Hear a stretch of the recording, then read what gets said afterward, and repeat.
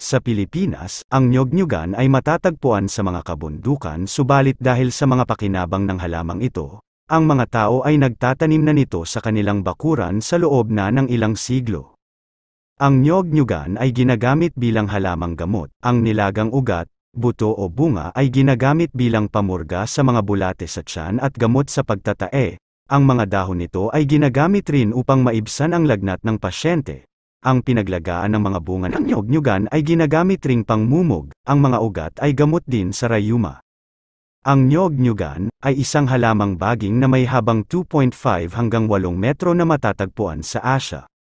Ang mga dahon ng nyog-nyogan ay paaba at matutulis na may habang 7 hanggang 15 sentimetro.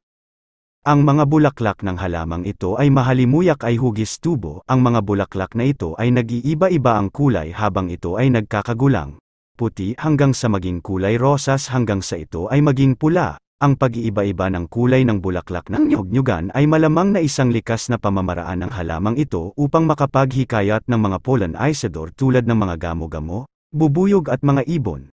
Tinatawag itong nyog-nyogan dahil lasang nyog o pili ang bunga nito kapag magulang na.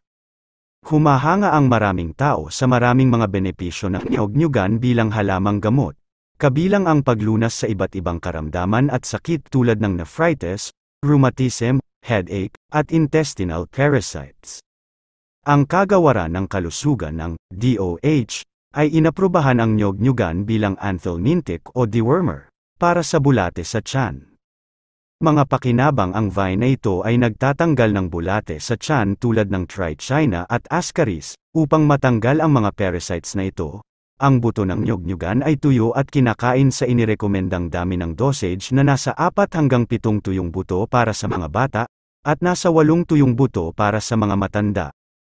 Ang susi rito ay siguraduhin na ay konsumo ang mga tuyo at matandang mga buto. Kung hindi, makararanas ka ng kabaliktaran na reaksyon tulad ng pagtatae, sinok, at sakit sa tiyan bukod sa iba pa.